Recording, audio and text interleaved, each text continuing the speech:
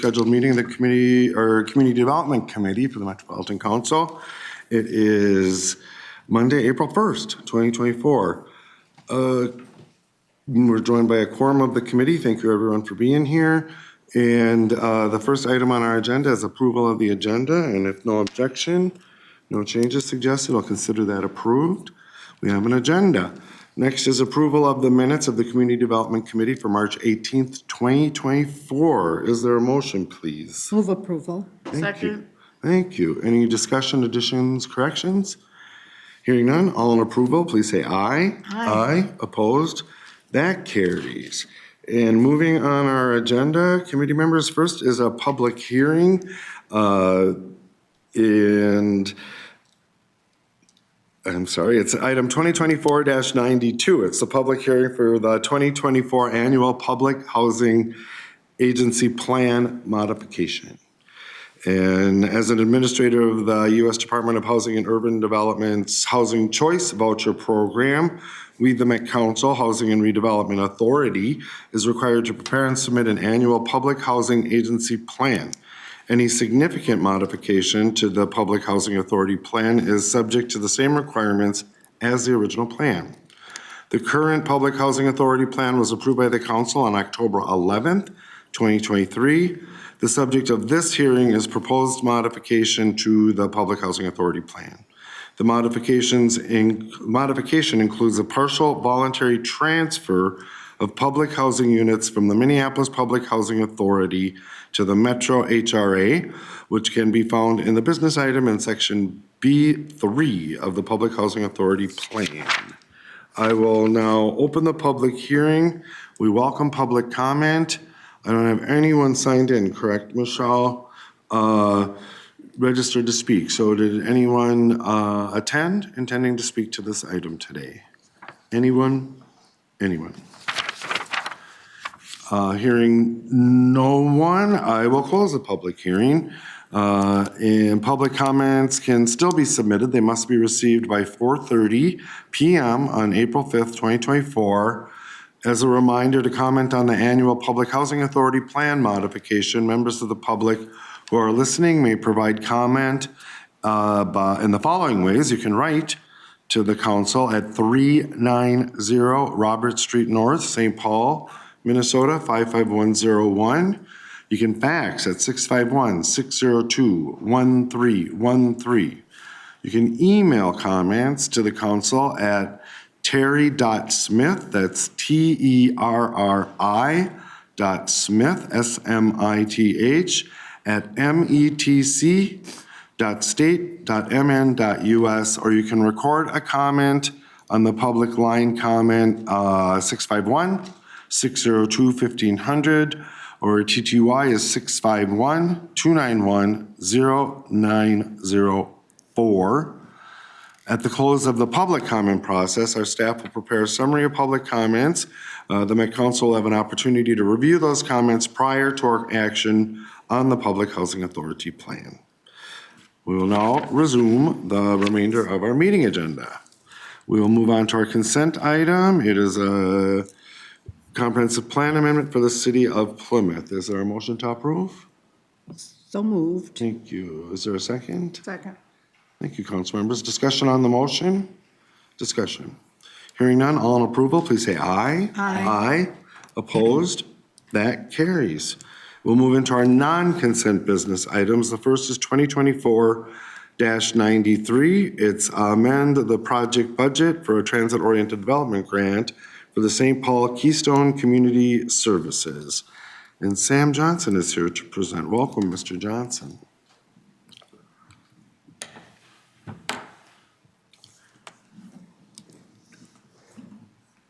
Thank you so much, Chair Lilligren and council members of the CDC. My name is Sam Johnson. I am the Principal Grant Administrator for the CDMTS Finance and Admin Unit. I'm primarily responsible for administering our LCA grant programs, and my pronouns are he, him. So the action for you to consider today is that the Community Development Committee approve amending the Keystone Community Service LCDA TOD Development Grant Project Summary to update the budget as is shown in Attachment B of your business item. I also want to note that we have representatives from the project team present to answer any questions you may have that I'm not able to answer. We have Dale Reiser-Cobb, who is President and CEO of Keystone Community Services. And we also have Jamie Niemers from Nth Inc., which is the real estate project managers for the development. So just a quick overview of the project to refresh your memories. This grant is to the City of St. Paul. They were awarded $445,500 in December of 2022, business item 2022-228, for this food center, which is a community food center. So it is an innovative development project that consolidates Keystone Community Services food shelf and their mobile food distribution program in one building that can also host community events and a warehouse for their nonprofit. The 20,000 square foot center will vastly increase capacity to receive and warehouse food, improve logistical support for their mobile food services, provide a large grocery store-like shop for residents to select culturally specific foods, and also includes a space where Keystone resource navigators can meet with residents, and large community rooms to support both groups of volunteers and community gatherings. The site increases efficiencies for the organization by streamlining receiving and distribution of over 4 million pounds of food annually for 50,000 residents annually. So when reviewing this project, it aligns with LCDA and Council's Thrive 2040 goals. The development project would support jobs, both Keystone's existing 12 employees plus 2 new employees, a facilities assistant and food mobile coordinator. The site in St. Paul on University and Fairview optimizes a more central location for the mobile services and also provides connections to affordable housing being built along the central corridor thanks to the nearby Green Line light rail station, Fairview Light Rail Station. The development team is including numerous design elements to optimize the environmental benefits of the redevelopment and green spaces around the site. And then the food shelf also provides equitable development serving low-income communities in the neighborhood and in St. Paul and Ramsey County in general. So just a little bit more of the recap. When scoring the project, reviewers noted that the renovations made more efficient use of a very underutilized structure and created a dynamic destination that supports economic stability and opportunity within the immediate community.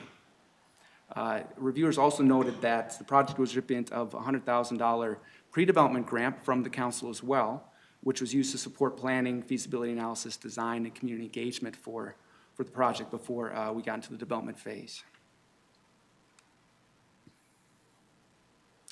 So upon award of the grants, we specifically awarded them to perform a few different eligible activities for LCA programs. First off, to create public art, to improve public infrastructure, to improve stormwater management, and to also create placemaking spaces. And these were to assist specifically the developer that was intending to create a mural, bury public utilities, build a rooftop stormwater collection system along with landscaping for stormwater mitigation, improve lighting and bike racks at the site. So January 23rd of this year, City of St. Paul reached out to us and they requested an amendment for the project summary budget. They are hoping to shift funds between the four grant activities that we had awarded the project. They explained that while the project was making substantial progress and actually is nearing completion, there were unforeseen changes in costs during the construction that now needs to be addressed. The development team shared with us a cost change memo from the project manager showing a significant difference between the original funding request in the application and also and the final costs for the actual project. So specifically, they explained that the cost for public infrastructure had dropped from $107,000 that we had awarded to $9,900 because XL Energy's final design did not call for burying the utilities, simply replacing the overhead lines. Secondly, they requested that we increase the cost, the award for stormwater management, because they both were able to expand their stormwater management design to include a redesign of the parking lot. And then also to account for some architectural and foundational features necessary to support the canopy portion of the rooftops stormwater mitigation system. So that increased their request for stormwater management from $77,000, which was in our original award, to $227,000. Additionally, they requested that we decrease slightly the funding for public arts from $240,000 to $186,000 because they were able to limit the extent of exterior rehabilitation needed to be able to create the mural. And then lastly, they slightly increased funding for public placemaking spaces because they both were able to see savings in having a bike rack that was less expensive, but also saw an increased cost for exterior lighting at the site.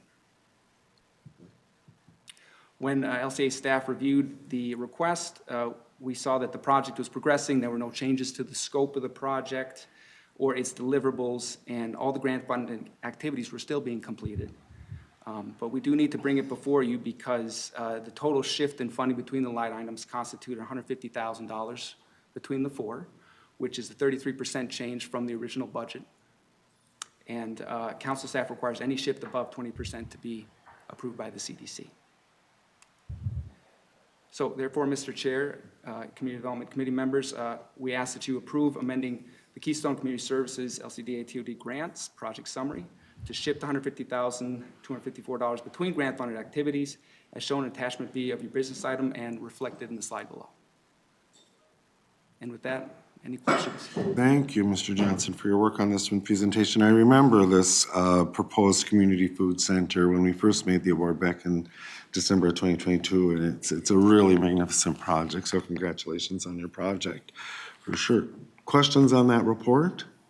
Councilmember Wolf. Thank you, Mr. Chair. So there's no changes at all to the project. It's just shifting around in the pots of money. So none of this would have affected the scoring of the project. We're just doing kind of a accounting shift. That's all it is. Mr. Chair Johnson. Littlegren, Councilmember Worth, that's correct. Thank you. That seems pretty straightforward to me. Thanks. Yeah, it just exceeded the threshold of an administrative approval. So, cool. I would move approval if there are no more. Thank you, Councilmember. Second. Great. We have a motion before us. Any discussion on the motion? Discussion. Hearing none. All in approval, please say aye. Aye. Opposed?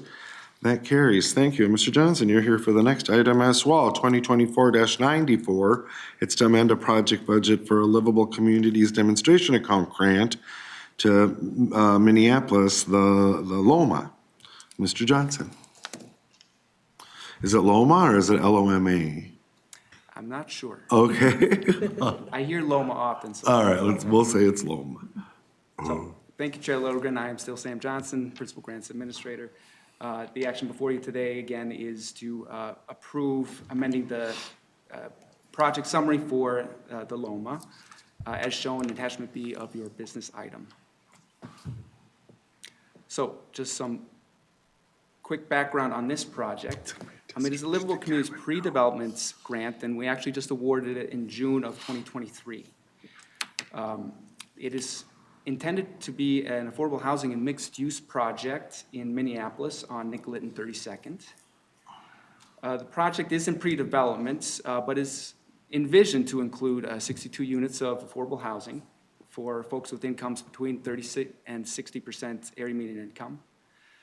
Some of the units also are intended to be used for people experiencing homelessness as well. So the mixed use for the building would also include some commercial space for small business owners and social service provider offering a range of vocational rehabilitation and job resources for the inhabitants of the building there. The project aligns with LCA and Council Thrive 2040 goals. The development would increase housing choice and affordable housing in a very transit-rich neighborhood. The site on the corner of Nicollet and 32nd is located right next to a high-frequency transit route and is within a half mile of both the Blue Line LRT and Orange Line BRT routes. Developers committed to sustainable building practices and residential amenities, such as private bike stalls and other development features that would achieve sustainable designations for the building itself. They're also working with the City of Minneapolis' small and underutilized business program to ensure commercial space is feasibly available to local businesses, small-scale businesses. The project received several letters of support from various elected officials in charge of the area there, and also community partners in the vicinity. And just one point of note, it's only a half point away from being the top scoring project from that particular funding round. So it was a very well-regarded project when brought for you for award just last June. So the grant-funded activities for this pre-development project is $150,000 total, and it's intended to fund building design, site planning, community engagement, and developer mentoring, and project studies to assist the developer in creating architectural and sustainable building designs, site stormwater management plans, conduct design workshops with the community, complete a market study, and then provide mentoring for the developer in order to help that developer produce feasibility and implementation plans for the site. On February 8th, the City of Minneapolis requested an amendment to this award, specifically the project summary budget. They were asking that we shift all $35,000 from the community engagement line item to the affordable housing design architectural line item. They explained that community engagement activities were performed. They were performed by Local Initiative Support Corporation. And the Local Initiative Support Corporation is also a grant-giving organization, and they decided to cover the cost of the community engagement. So when they did that, the developer came to the city, talked with the city about what to do with that line item. They reviewed the costs that the developer had on hand that were eligible costs for our programs and decided to come to us to ask that we consider shifting those funds to the building design. They explained that the building design, the estimate associated with that cost is more than 5 times what we had awarded them. So if not for us, they'd have to find that money somewhere else. When we reviewed the request for significance, we did note that completely removing community engagement as a line item would be a significant change that would need your approval. But we did want to note also that they provided quite a bit of documentation showing that they performed community engagement. They're simply not asking that we reimburse that cost. And that's available if you'd like to take a look. So while we noted that it is a significant change in spirit, in totality, the activity is still being performed. And since we did receive those deliverables, we can continue counting that as something accomplished associated with this grant. However, just like the previous one, the shift in funding does constitute 23% change, which is over that 20% threshold. The city made note that they're fully aware that they could have just requested $30,000, which would have just gotten us to that 20%, and there would have been no other hullabaloo about it, but they recognize that this developer is a new developer, and they wanted to make that extra push for the $5,000 in order to be flexible and serving the needs of that developer. Therefore, Mr. Chair, we ask that you and the Community Development Committee approve amending the LOMA pre-development grant project summary to update the budget as shown in attachment B in your business item and reflected below on the slide. And with that, any questions? Thank you, Mr. Johnson. Questions on that report? Councilmember Chambliss.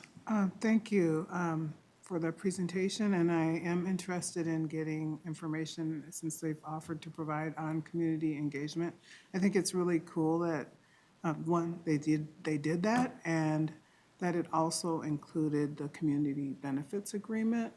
I think it's helpful for communities to be at the ground level in terms of the design and how it can benefit them and being a part of the design. So this, I think, could be a good example of how projects could be done in the future and how community engagement can include workshops on design as well as community benefits development.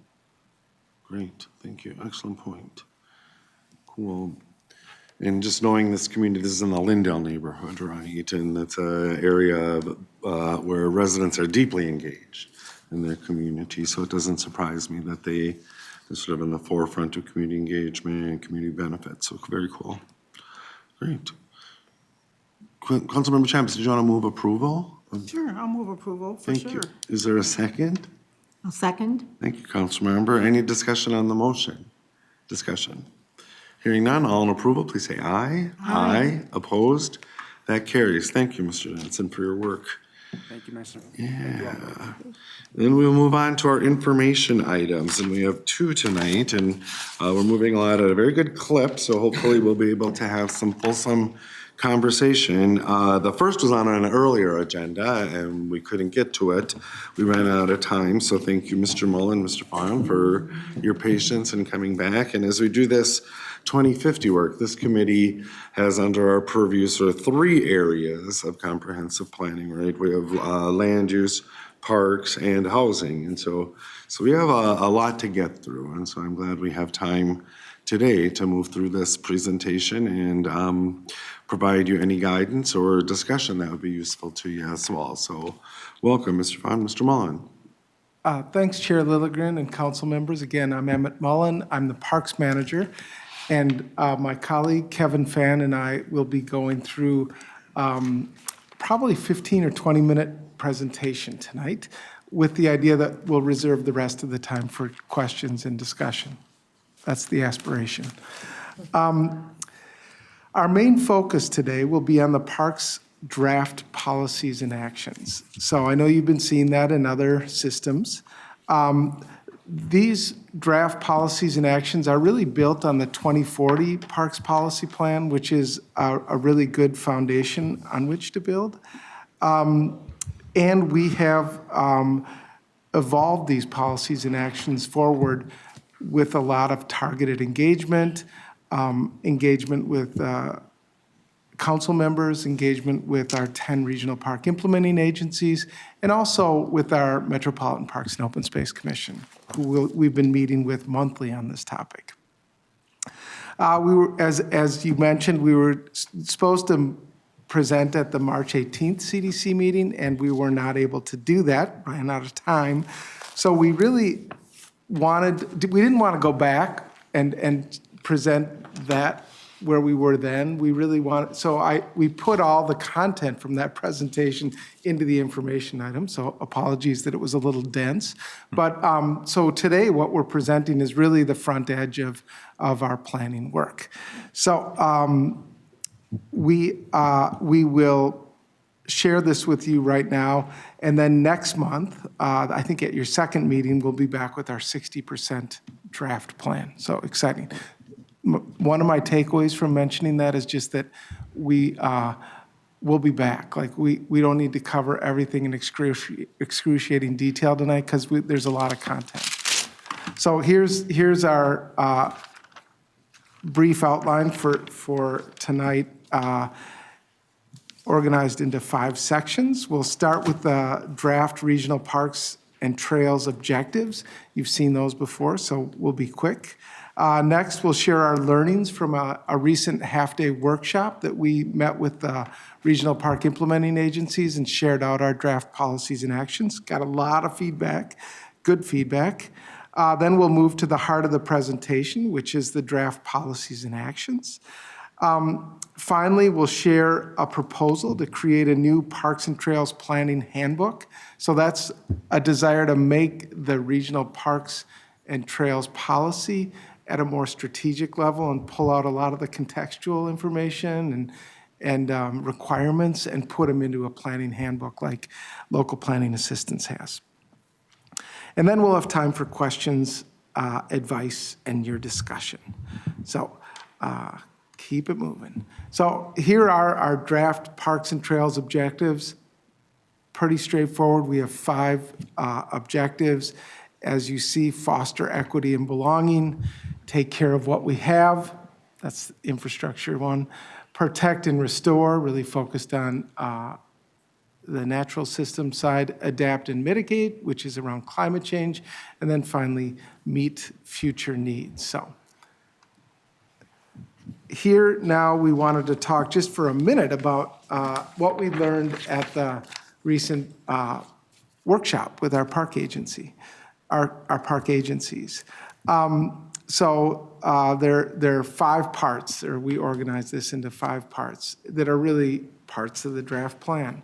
The first is the system plan. The system plan really captures what's in the system, what parks and trails are in the system.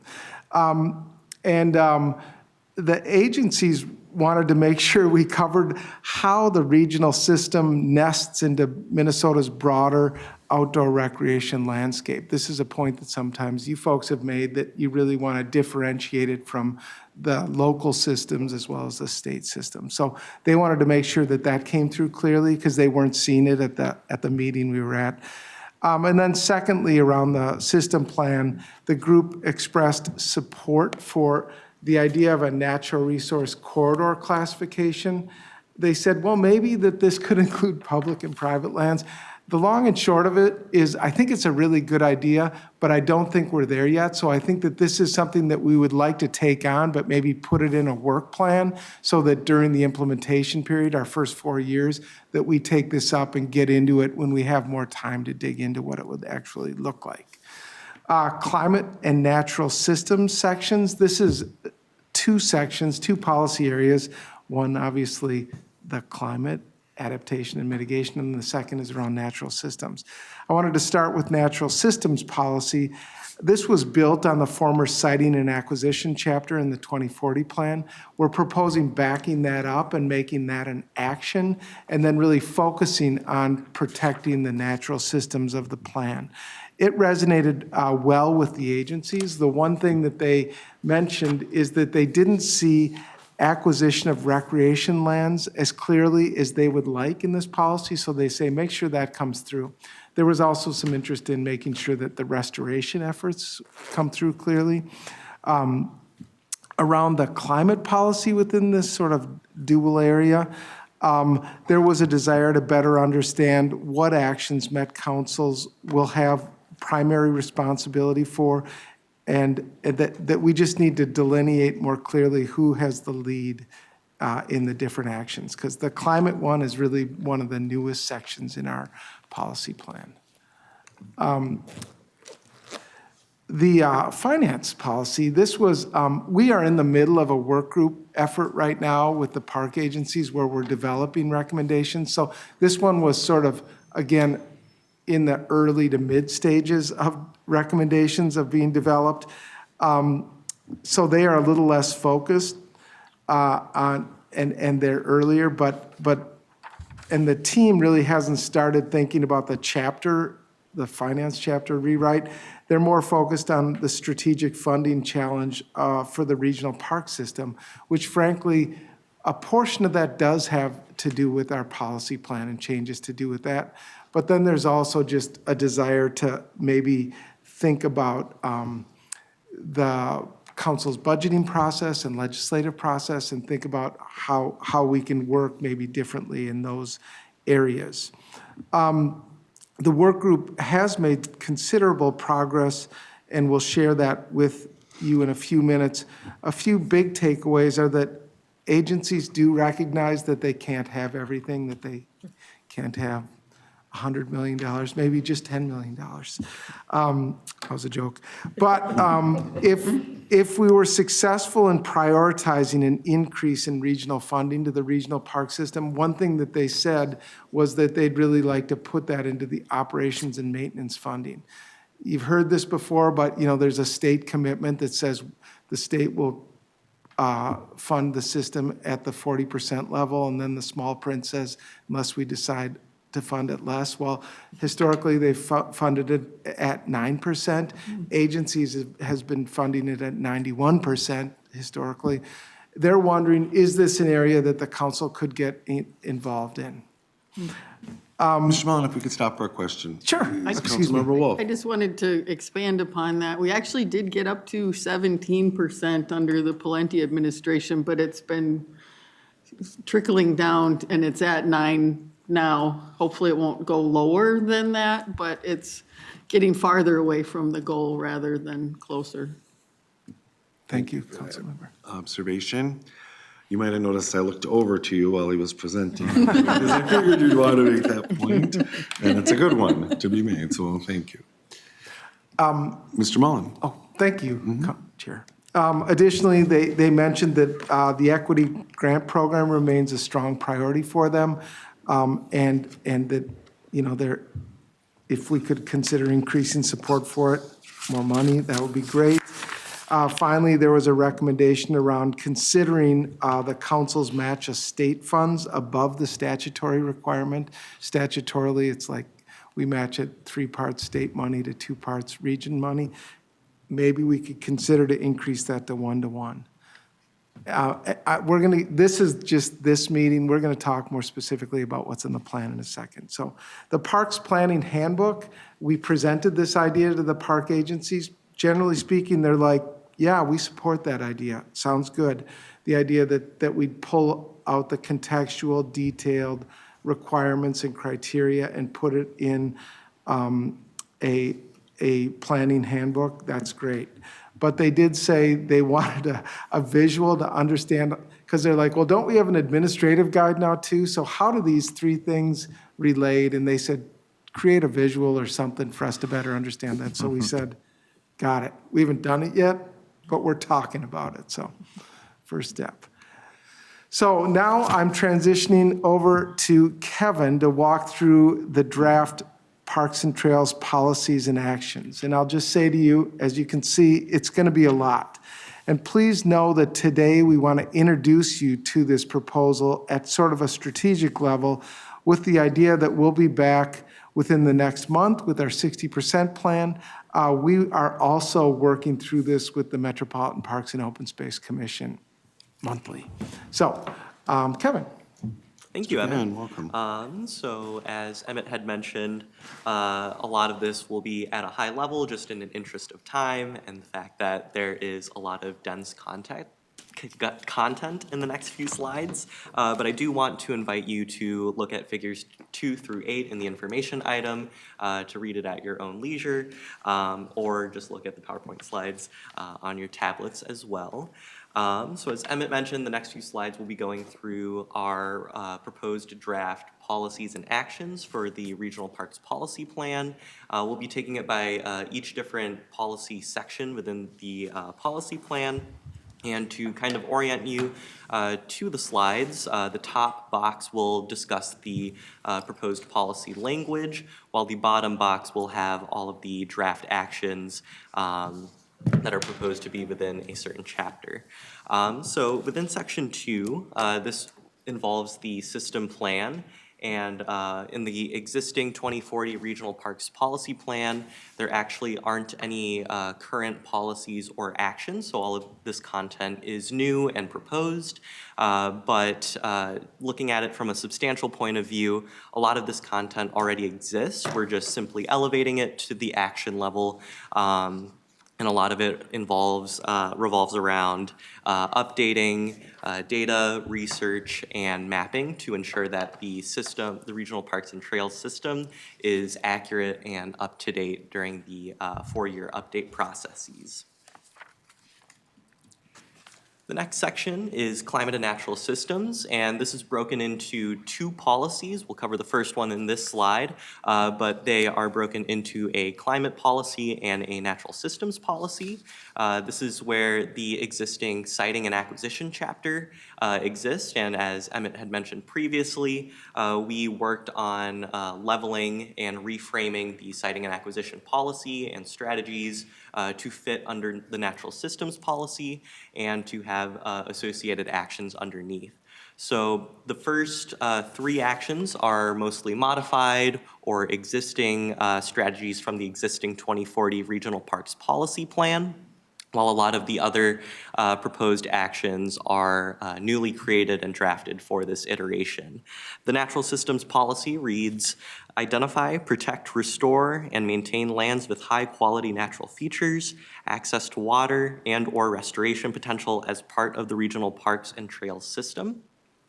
And as I had mentioned, a lot of the associated actions are focused on locating an acquisition or siting an acquisition, as well as convening the different implementing agencies to carry out a lot of operations work and share information and data. The second policy within the climate and natural systems section of the policy plan is our climate resilience policy, which reads, adapt and enhance the regional parks and trails system to promote resilience to climate change, including the mitigation of greenhouse gas emissions. A lot of these actions underneath this policy are newly created, and a lot of them revolve around the themes of, again, convening the regional park implementing agencies to kind of develop and consider strategies to combat climate change, but also to involve the public and try and tell a better story of the regional parks and trails and its role in fighting climate change and being a solution to climate change overall. The next section is planning, and in the existing regional parks policy plan, this hosts a lot of the long-range planning requirements and procedures for developing long-range plans for different park units. A lot of this content at high level is remaining mostly the same. As you can see on the right-hand side with the arrows, some of the content is proposed to be shifted to the proposed Regional Parks and Trails Planning Handbook. Specifically for the first action on top, the long-range plan requirements, just the processes and procedures are proposed to be moved, but the action itself will most likely stay in this section.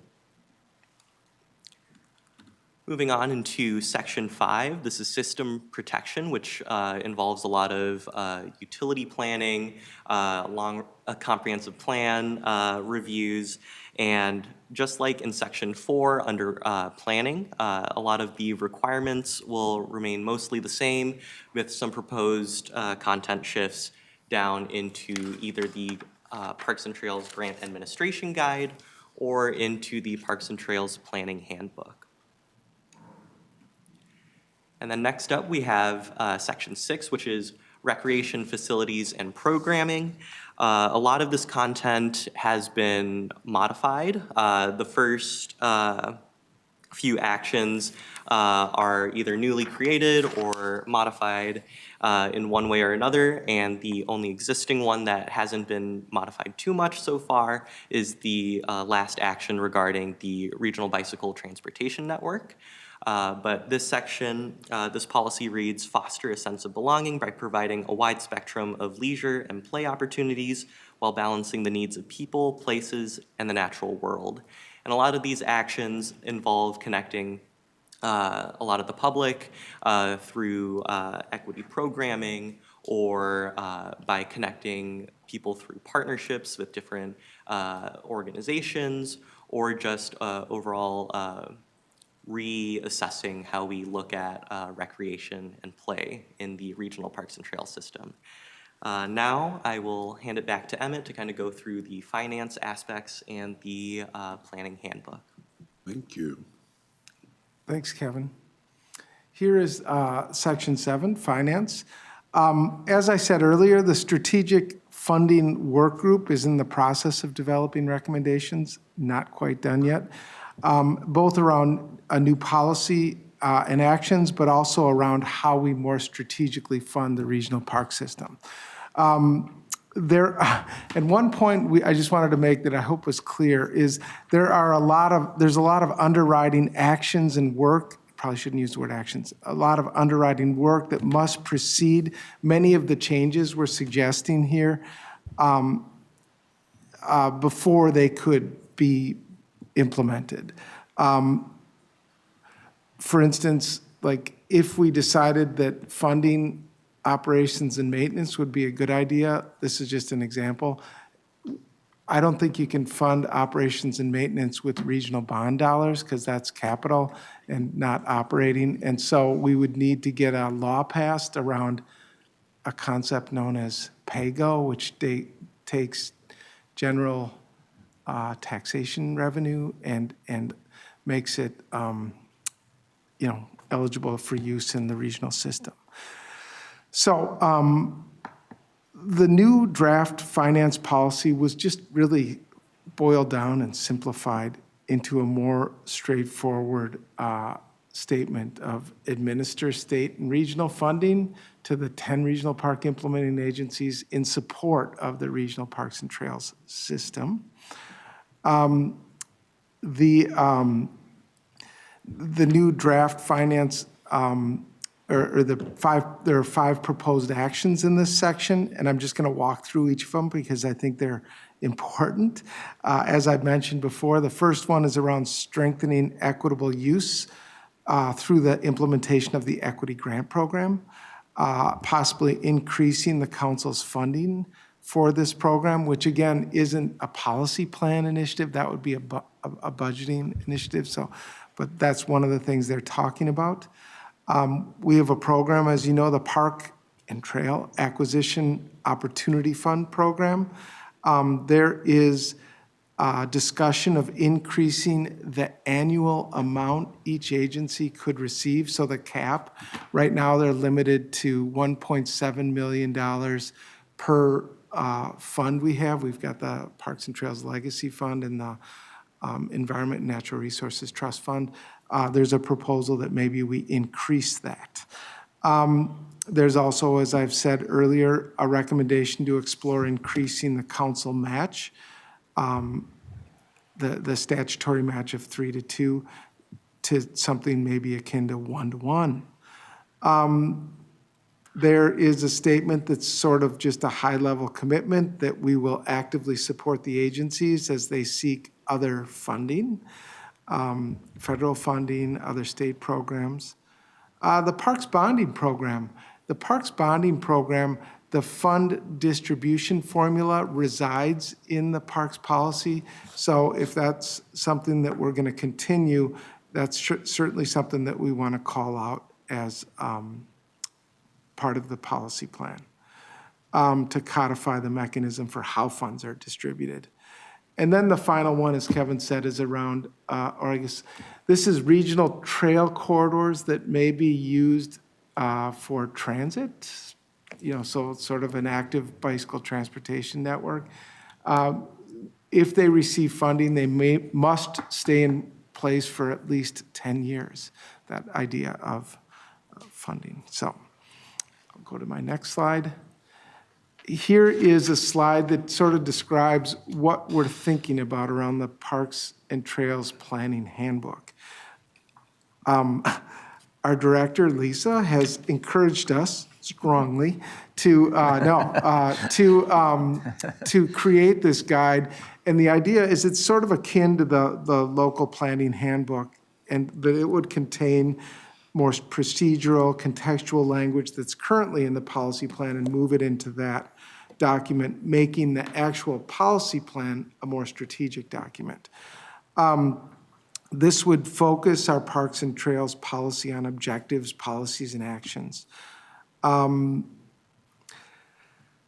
So we're proposing to move the more procedural and contextual stuff, such as long-range plan requirements, the things that are in Chapter 5, long-range plan amendment processes, criteria, and definitions.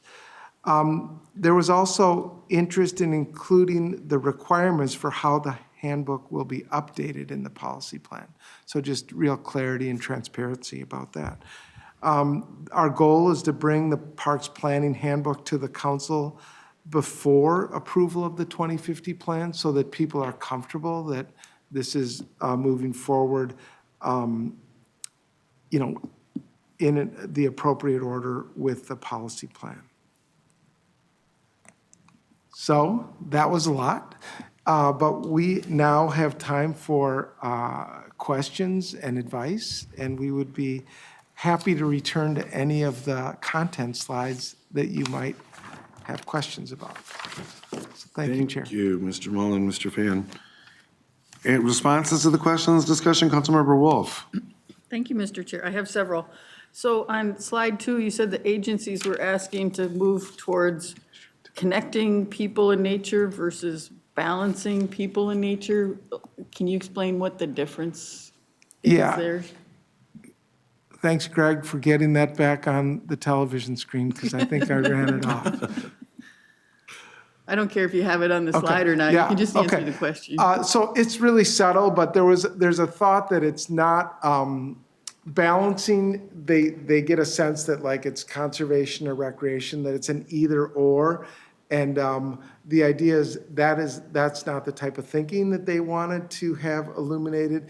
And it was more like, how do we connect people and nature in a way that, of course, is respectful of the landscape. But so that was my understanding of that. Mr. Chair, can I? Yeah, Councilmember Wolf.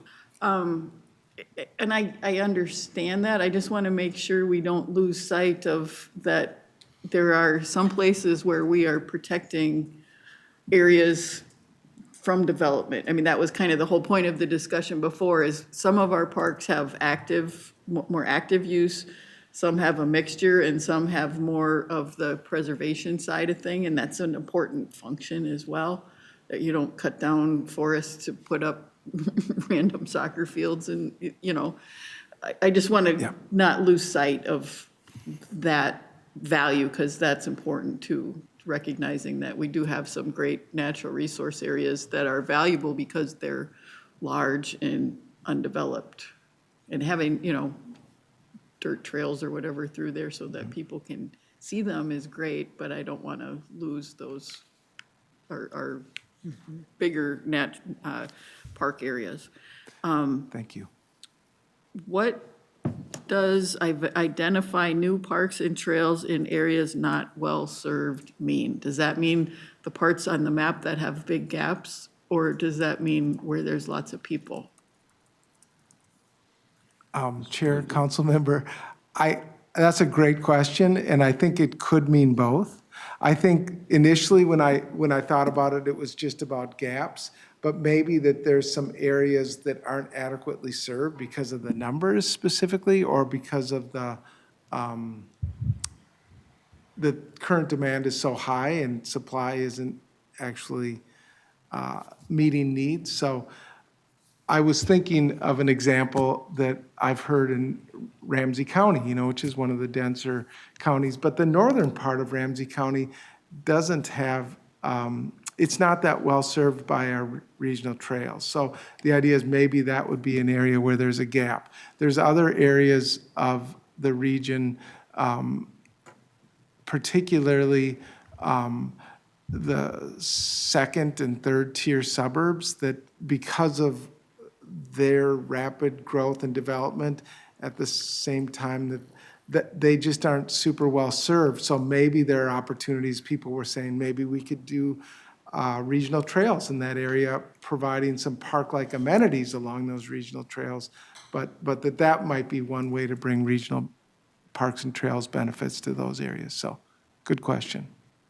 Councilmember Wolf. So I get that, but to some degree, when you get really dense, it's the local responsibility to provide the more active park stuff. And there are a lot of trails all over the region that aren't regional trails. So sometimes the locals need to step up and take care of their own stuff too. And you know, I mean, I don't want to try to replace local park systems in places that maybe didn't do enough local park systems. So I think that's a factor that needs to be considered, because there's only so much natural land available in places that are highly developed. And if it's not a park already, it's probably owned by somebody and really expensive to get. But if communities are continuing to have development and need more park space, a lot of places charge park dedication fees, and the locals should be funding more park opportunities for their increased population that way, rather than piggybacking on the regional park system to avoid their local park responsibilities. Then what are the conditions for environmental cleanup that you were talking about? I know we had discussions before in years past about not getting really messed up land for parks and then paying a ton of money for cleanup. Is that policy being changed? Chair and Councilmember Wolf. No, it's not. The idea that lands, that some cleanup costs are eligible for regional funding is proposed to remain the same, that be an eligible expense. And I'm thinking specifically about Phase 1 and Phase 2 environmental cleanups. The idea that you've shared previously, that to focus solely on restoration of contaminated areas is too narrow to mention. And so we backed it up a little bit after hearing that to more just like restoration of lands that are in need of restoration, like that aren't in pristine condition. Largely, when you look around the metro area, I think of the Dakota County tagline, which is, protecting the last great places. And there aren't that many opportunities to protect the last great places, just where we are right now. So I think that a lot of the work to be done is in areas where there is restoration opportunity. And I've mentioned it before, and I don't want to get too detailed, but some of the work is along rivers like the Mississippi River or the Minnesota River. Mississippi River in Scott County, for instance, is being, like, we're working on a park reserve there. Above the falls. Minnesota River in Scott County? Excuse me, that's what I meant, Minnesota. Otherwise, Scott County moved or the river moved, one or the other. I'm proposing we expand it. No, I thought you'd like that, pandering. No, I meant the Minnesota River. So the Mississippi River is what I was talking about with above the falls, that's an effort really to move up the river, to move into some industrial landscapes and make areas that have historically not been well-served by our regional system to change that, to create new opportunities. Director Barajas wanted to add something here. I would just, thank you, Mr. Chair. I would just add to that, something that we're already doing is a lot of farmland restoration, actually, where a lot of acquisition is coming from active farming and moving back into a more naturalized landscape. So I think what Emmett is saying is like really casting that net broad because of the variety of different acquisition opportunities across the region.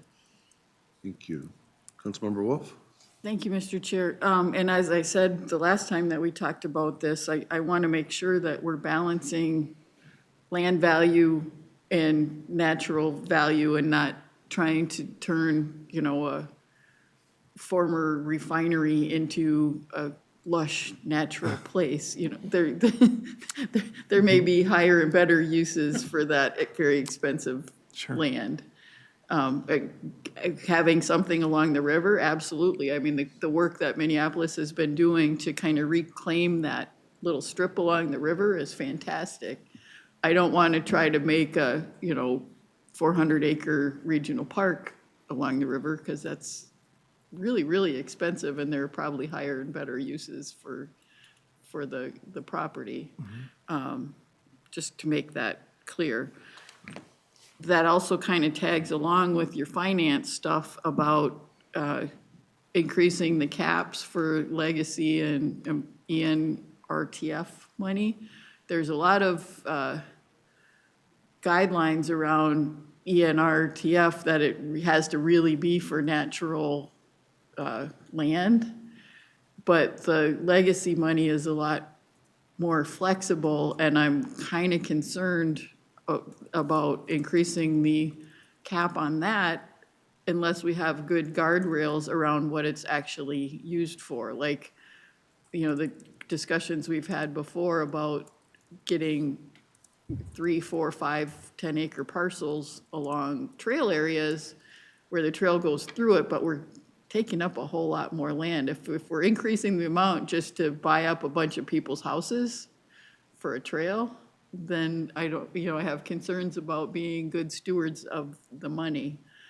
If it's that there's actual, natural space needs that are coming up, I think a lot of that, like I said, is covered under ENRTF, but I want to be not just spending up the legacy money without really accounting for what is the value that we're getting out of that and what is the long-range plan for that land. Because if we acquire a whole strip of land along the Mississippi, for example, up in Rogers, but we've never had a plan for what that's actually going to be coming from the agency, we're not being very good stewards of public money.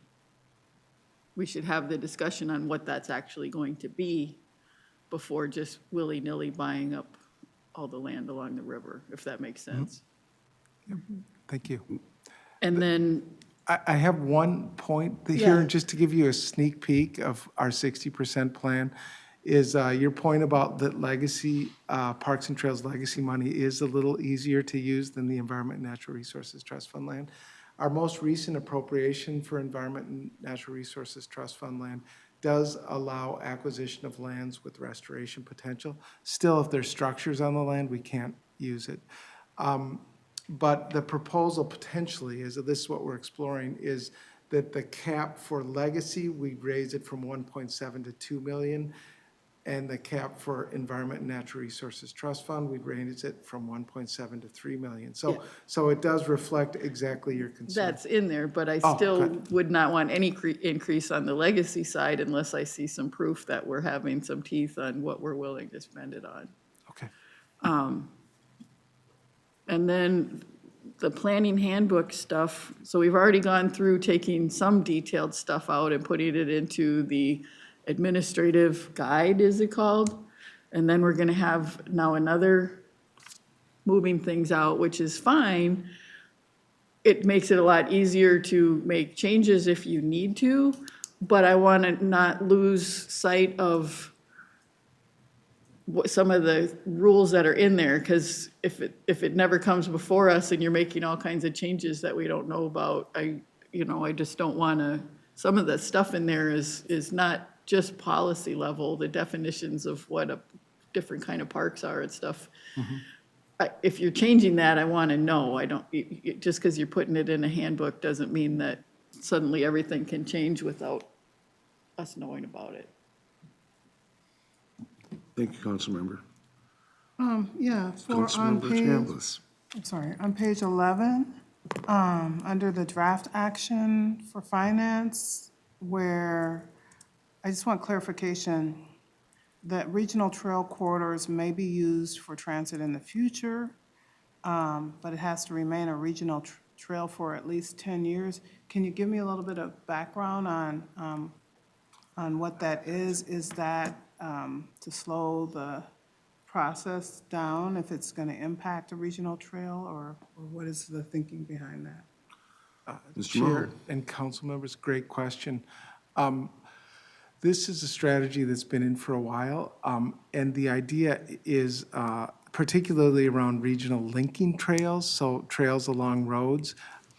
We sometimes are constructing trails, and even on, like, earlier in our system, and this was a long time ago, we had like rail corridors where we were building, and they were supposed to be temporarily built on rail corridors, so like the Lake Minnetonka LRT Regional Trail, or the even the Bruce Vento line, I think was that those, if we were investing regional funds in their development, the trail had to exist for at least 10 years to get the payback on the investment.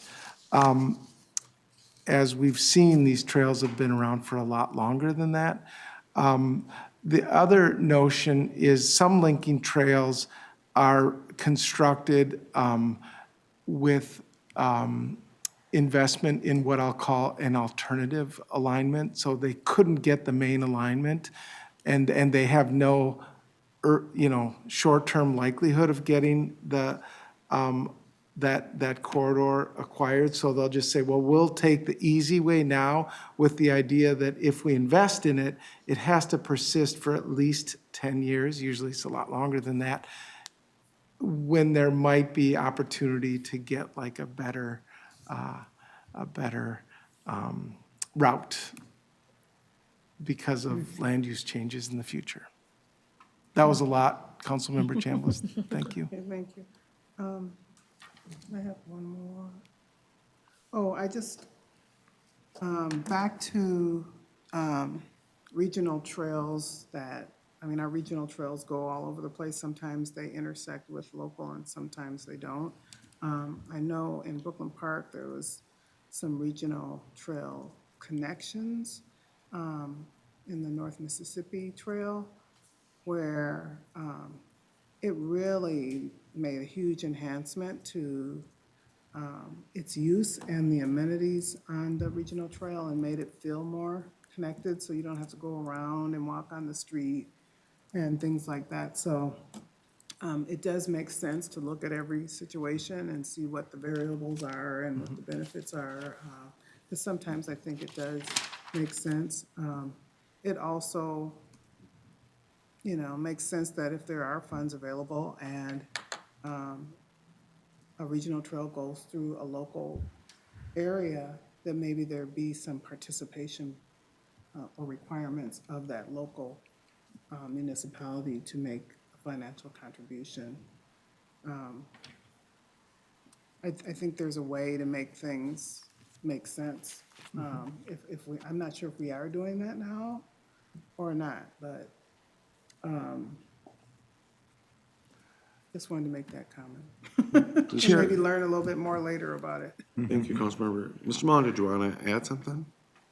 Chair and Councilmember Chambliss, that's a great point. And our regional trail system has a lot of local government partnerships. Like our system is built oftentimes on regional trails that are crossing local parkland or other ownerships, just because they're so complicated. And then we have all these use agreements in order to sort of clarify how the trail will be managed, who will control it, and how it will be cared for. But that's an excellent point, in that it takes a broad partnership to make the trail system work. So, good point. Thank you, Councilmember. Further discussion, Councilmember Lindstrom. Thank you, Mr. Chair.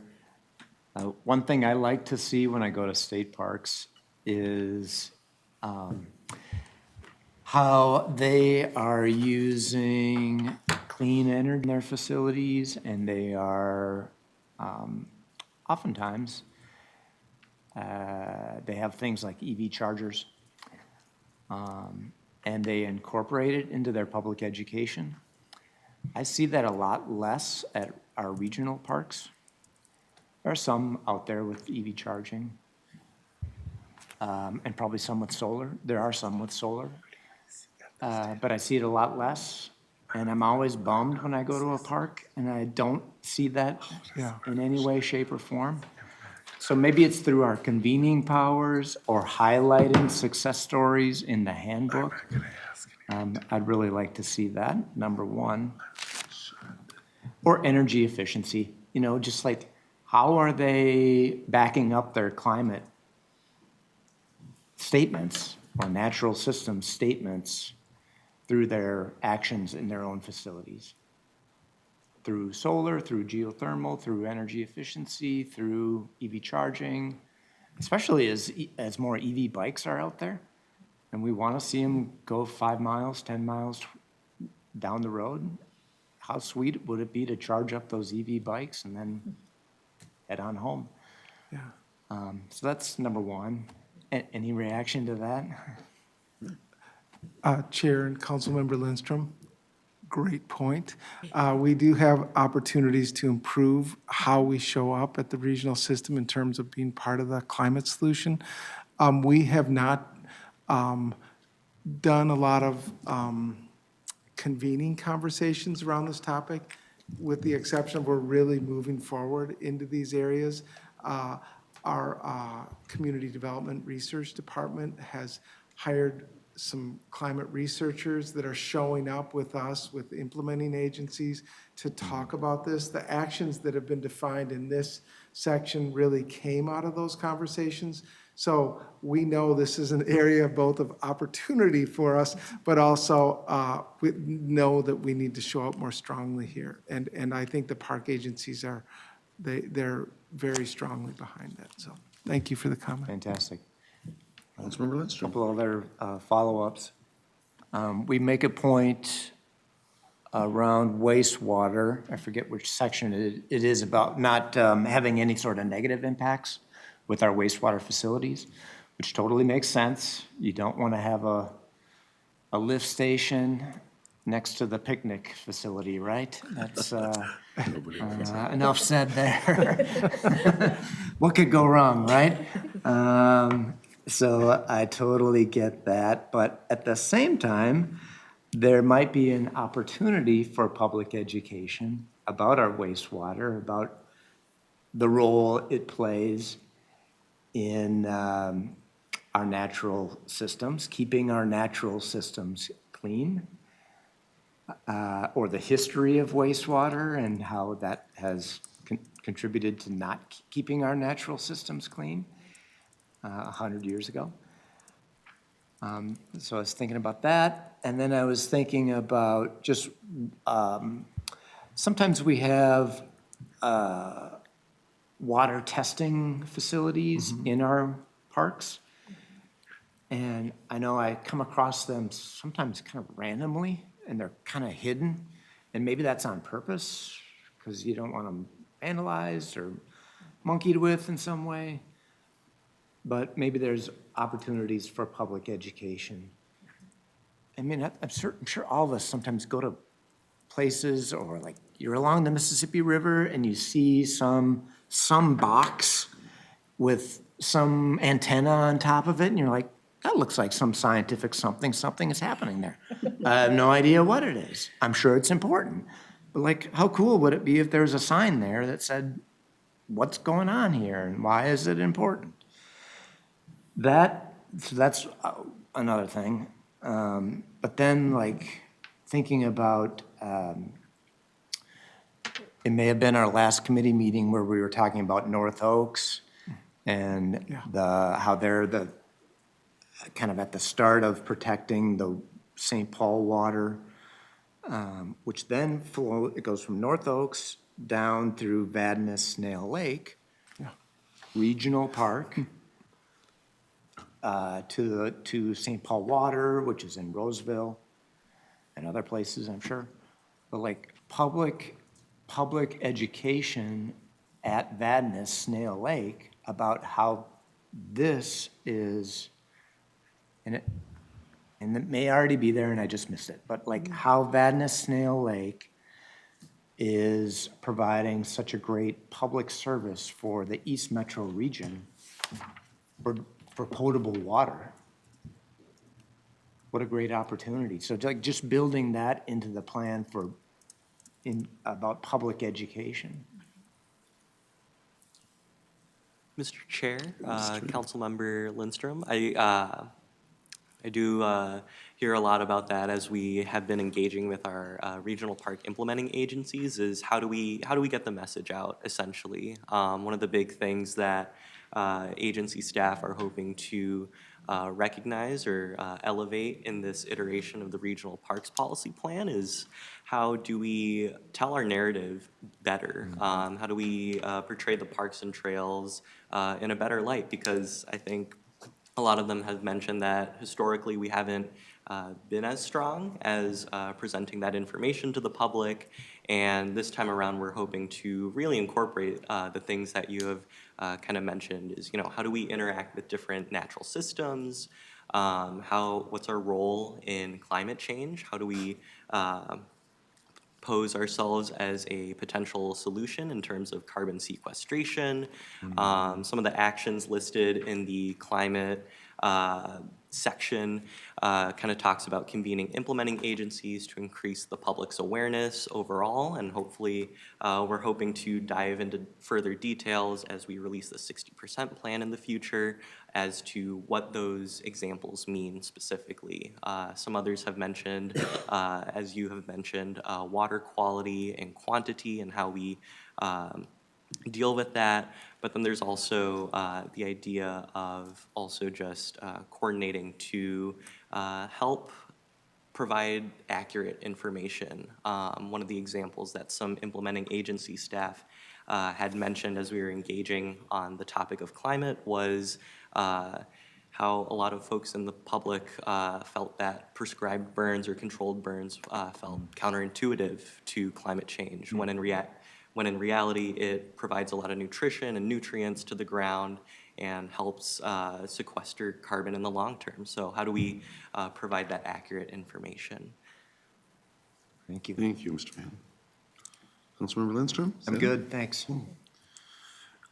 Great. So I'm looking at your questions and sort of combining them here, and I have a couple points to make, and then I have a question to ask as well, please. But the first part, one of the things I really like was the first point that came out in the implementing agency partner convenings, and that is describe the role of the regional system within the larger outdoor recreation landscape. And this kind of touches on, I think, what Councilmember Lindstrom was talking about, Councilmember Wolf as well. And to the public, I don't know that they see these distinctions, but we certainly feel them. And when in complicated sort of landscapes, like in the city of Minneapolis, where we might have a regional facility that contains a local activity center, and we kind of wrestle with that sometimes when we're trying to award funding. Is this regional? Is this local? And so I feel like articulating that in a clear way, not just for the implementing agencies and for ourselves, but for the public as well. And Mr. Phan, I think that's what you were really just touching on. I love that part of what we're seeing today. Another piece, and this was part of the climate and natural systems, and I'm trying to find it again, but there was something about access to water. Those words were in there, and then it gets a little more, oh yeah, there it is, right in the natural systems policy. And then as we get into draft actions, it might get a little more specific. But one of the things in my day job, we've done a fair amount of community engagement with Minneapolis Park and Rec Board, with our local parks, or around what to do with land along the Mississippi River, let's say. And so I work for a Native organization, and so we're generally called in as specialists to engage Native communities. And one thing that we hear, that I've heard a lot over the years as park planning and park design is done, is access to water, not just for recreation, but for spiritual reasons, or even sort of private areas. And that's not sort of a high-level policy thing, but somewhere it feels like it could be acknowledged that people just don't need to recreate on water, but there are other reasons people would seek access. And then the last piece has to do with the finance piece, and I realize this is in process, but the middle draft action, the third action, to actively seek and support agencies in seeking funding from other sources. Could you just speak a little about that? What does that look like? Are we a barrier now to other implementing agencies seeking forces, or what is that trying to get at? Chair and council members, I don't think that's what that's trying to get at. I think that the park agencies are looking for support as they creatively explore other types of funding for the regional system, whether that's the regional solicitation, which all 10 agencies rely on to build their trail systems, or it could be some of the climate action work that Lisa's leading, there's a lot of coordinated planning. The idea that the agencies individually don't have, that it takes a lot of capacity to do this work. And so is there some assistance that the council could provide in seeking those federal funds in that case? I also think that it might be thinking creatively about how we seek out additional sources of even foundation money, or, so I don't think we're viewed as a barrier. Okay, that's a at least relief. most of the time. But I think that there is interest in identifying additional sources of funding. Well, so something like this would be a new role for us to play, sort of this approach to funding sources, something that we're not doing today. Okay. And well, Mr. Chair, yeah. if I may, I think part of it too is when we get requests from local units of government, or sorry, from implementing agencies on whether we can provide a letter of support, they're like, well, what's the source that you're looking for? And is it a source that, it kind of gets like, we don't have a direct or clear connection in our policy work. Like, well, yeah, it's in the plan. But when we say, if, that the council would, support agencies seeking this is part of our plan, this is their plan as part of this larger plan. It just makes it a little bit easier to make that connection when we're getting those requests. And also, as Emmett was saying, if there are opportunities to help convene maybe a joint application, that we've got that direction from the council here. Yeah, I appreciate that, Lisa, thank you. And I'm really intrigued by this. I think that there's, if nobody's doing this for the region, is this a place that it could be done? Yeah, Councilmember Wolf. Thank you, Mr. Chair. And generally, I agree with that. There is one source of tension in that, though, and that's when people are looking for earmarks in the bonding bill. Because both the governor and the legislature tend to look at, okay, here's the money for parks, and if somebody gets that earmark, it carves out and everybody else gets a smaller. Very familiar with that. Thank you, Councilmember Wolf. Thank you. Yeah, Emmett. Councilmember Lilligren, I also wanted to mention, it might be expanding an existing role too. I'm thinking out loud, but the Environment and Natural Resources Trust Fund is a source that we've been really lucky, fortunate to get money for our acquisition program, as folks know. This is up for reauthorization. It will be on the ballot this November. And so potentially vote yes if the spirit moves you.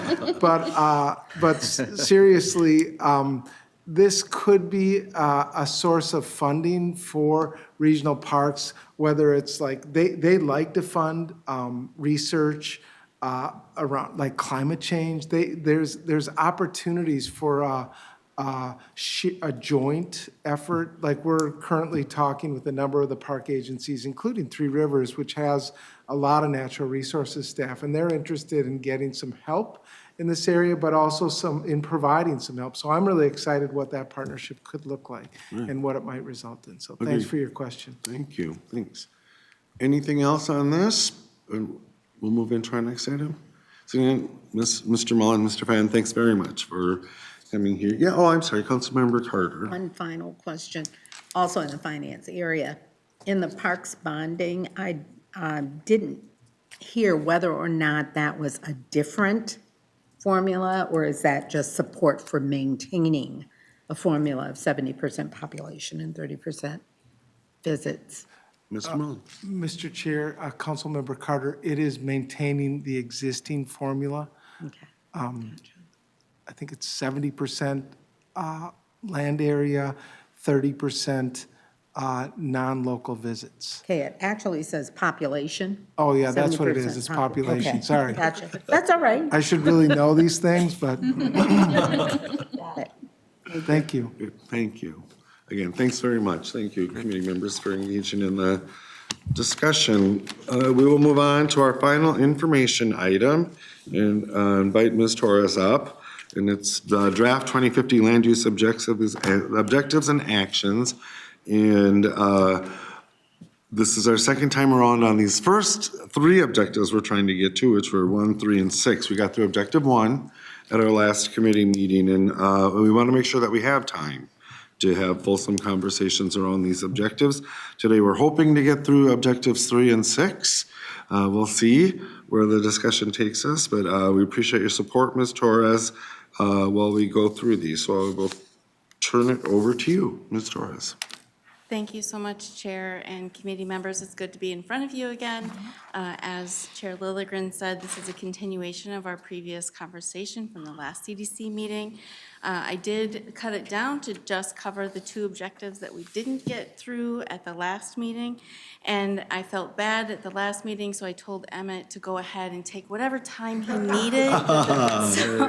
So Very we're generous okay. of And you. we will get through what we get through, and then we will continue to work forward as we need to. So as you saw in the staff report, I know that we shared a lot of information in preparation for today's discussion. I'll briefly recap our timeline and our current phase in development of regional policy, just to give us a foundation. I'll share with you the land use objectives in their current form, but we'll spend the bulk of our time reviewing the proposed policies and actions for 2 land use objectives. I'll pause for discussion after each of the objectives, which Okay. you saw in the in the PowerPoint that was included. The questions are at the end of each set of information, so we can have a focused feedback for each of the objectives. Now, you've seen this timeline before. We're in today officially, April 1st. It is Q2 of 2024. Time flies when we're having fun. Right? Where the work right now is primarily focused on writing. We've committed to a 60%, give or take, plan draft by the end of May, which is quickly approaching. The draft at that time will then be shared to our targeted stakeholders for preliminary comment before the official public comment period in August. Adoption planned for early days of 2025. So again, this is our structure and terminology, the values, vision, and goals, which we have discussed before. We've shared objectives earlier this year. We're talking policies and actions now. Here, I even filled in the blanks so you can see the work that has been done. We have values, we have a vision statement, we have established regional goals or endorsed regional goals. Like I said, we went through the objectives in January, February of this year, and we're March to May working through policies and actions. So you have made a lot of progress. Even though the last conversation didn't get to the end point we were hoping for, you've still done a lot of really great work, and I want to remind you of that as well. These are the 8 draft land use objectives that we have been working from. Today, the conversation will focus largely on Objective 3 and Objective 6. Neither of those objectives have a direct correlation to a Thrive policy. Even though we integrated equity, for example, into Thrive, it wasn't called out as specifically as we're calling it out in Imagine 2050. And so we'll spend time talking about each of those today. That gets us to objective number 3. I'm going to actually pause just one second.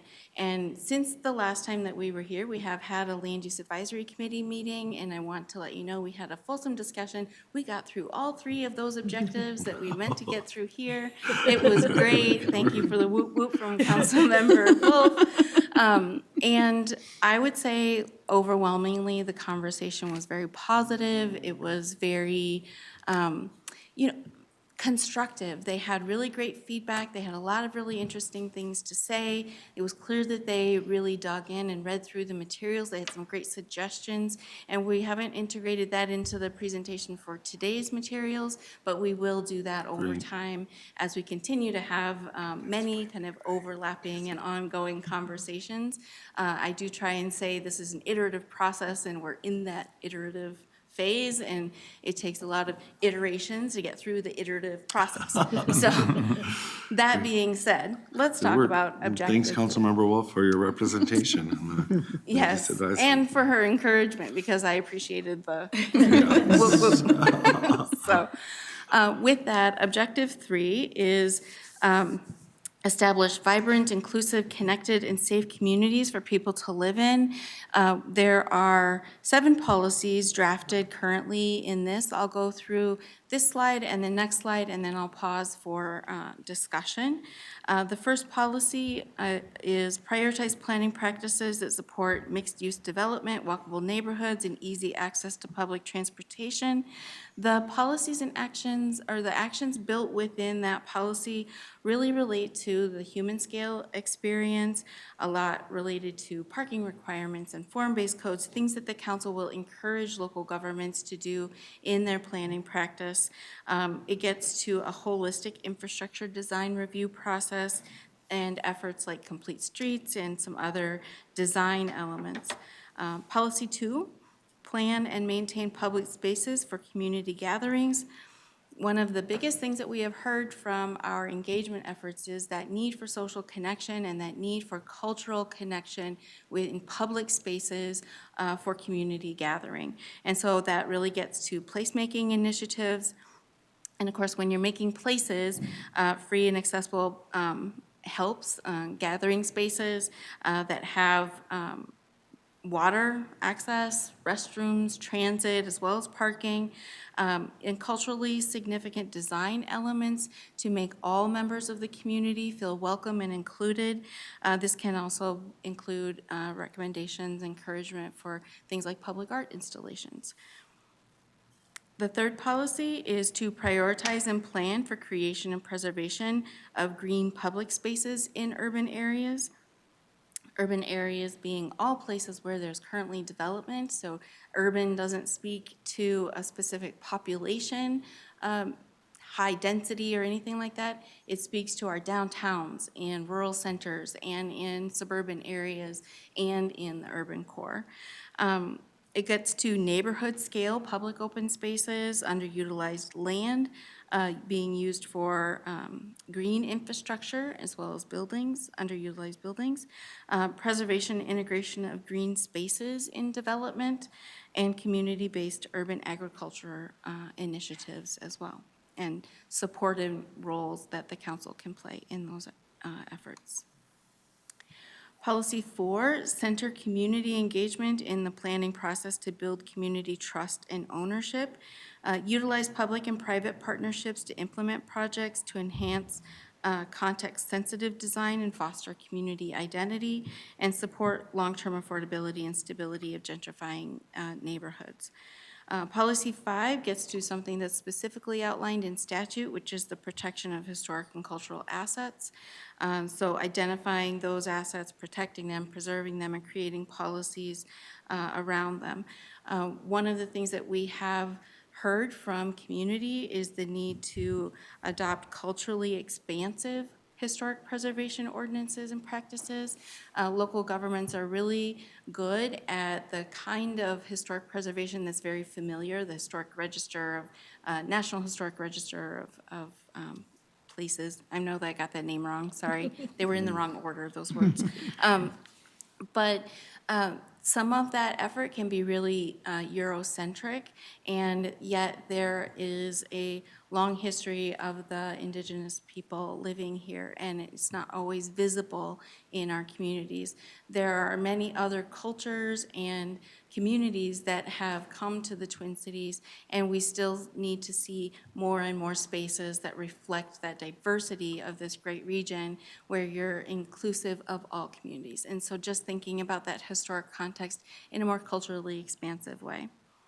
The next policy, incorporate inclusive design principles that consider the needs of all community members, including various cultural backgrounds, age group, languages, and gender identities.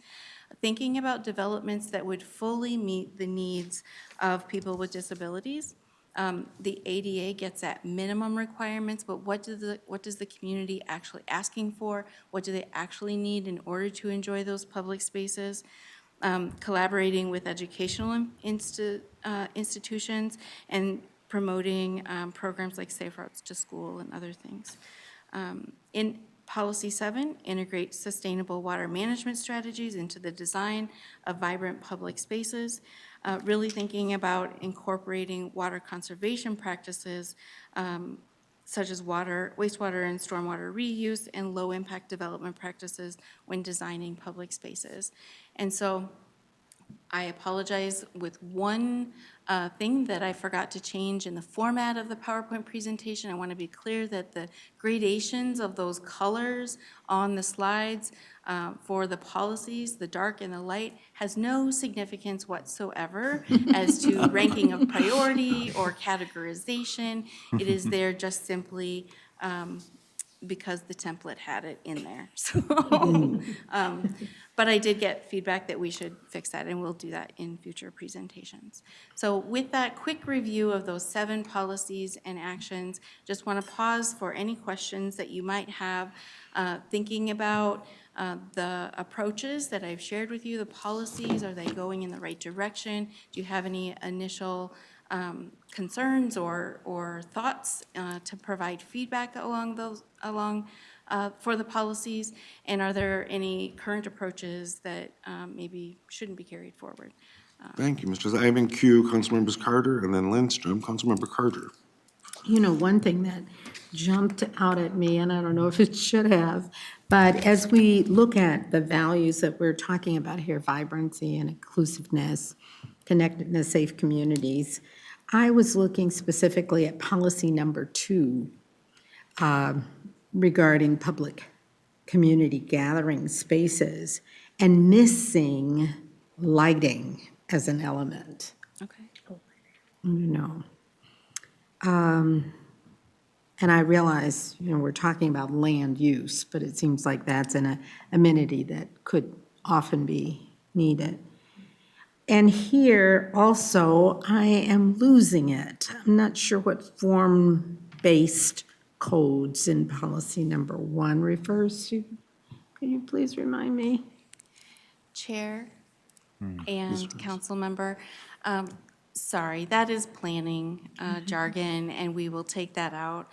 It gets to the form of a block, of a neighborhood, of a community, and what the buildings look like in their aggregate, more so than just one property alone. So it sets about, and maybe Lisa can correct me if I'm misspeaking on this because it's not my forte, but it gets to an overall feel for the community that you're aiming for, where in some parts of a neighborhood you may want to have that historical context, that like the buildings create a specific character, and in others it might be something much different. And so looking at your community based on the form of it rather than specific regulations and setbacks and whatnot. Okay.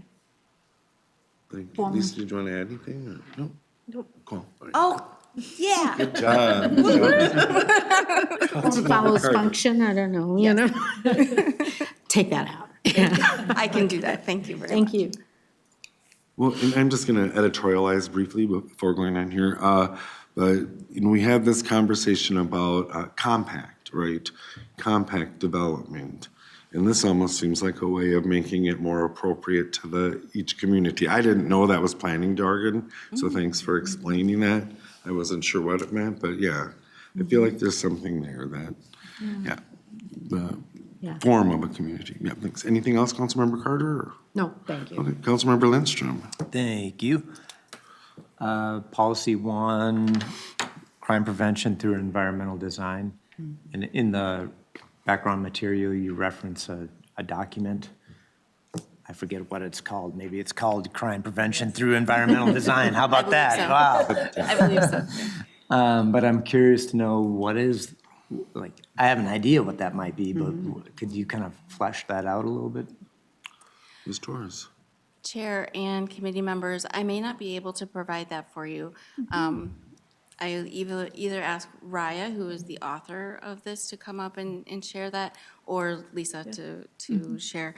I do know, though, that similar to Complete Streets and other things where there are kind of in the planning world design programs where you try and achieve a certain kind of design,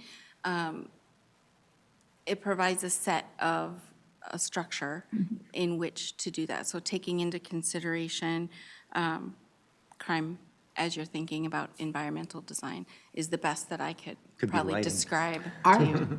Say that Art. again? Could be that. Could be art. Did you want, Yeah. Ms. Smiley? Oh, I Or, could oh, add, Director Mr. Barajas. Chair, thank you. I would add too that it in some ways is like form-based code, in that it really speaks to the design of a space and the design of the spaces between places. And things like lighting, things like not creating dark corners that are not lit, Vegetation. vegetation, the way benches are turned and seated, that put eyes on public spaces in a more, active and focal way. And so a variety of different design approaches that help both make a space feel safer for those who are traveling through it, but also add safety elements because they add active uses and remove spaces that maybe could be dark and shadowy at different times of the day. Art to prevent graffiti. Exactly. Thank you, Lisa. Good, thanks. Accepted. Committee members, get Councilmember Wolf. Thank you, Mr. Chair. On the things in policy one, I think they're all good things to consider, but I want to make sure that we're not prescribing to communities what they have to do, because there are different impacts on some of these depending on where you live. Like, a lot of places, you have to park off of the street at night in the winter so the plows can go through and plow the streets. And if you have, because I'm thinking about the stuff that they're doing at the legislature right now where they're saying, okay, the whole state has to have the same rules. I want to make sure that we're still giving people local control. These are things to consider, but you may have reasons why you do something a certain way, and we need to be respectful of those reasons as well, if that makes sense. Like, there was a place in Apple Valley that built a apartment building near one of the red line stations, and they had very little parking because they figured they're by the red line station and everybody will take transit. And then they had the police having to mediate fights between all the PCAs because it was a senior housing. They didn't think about all the PCAs that were going to come and deal with the people that lived in the place when they figured out the parking. Sometimes there can be reasons why you have those requirements, and we need to be respectful of those local reasons. Complete streets, I understand why you referenced it, but I also don't want to get too much into one particular author of a thing, if that makes sense.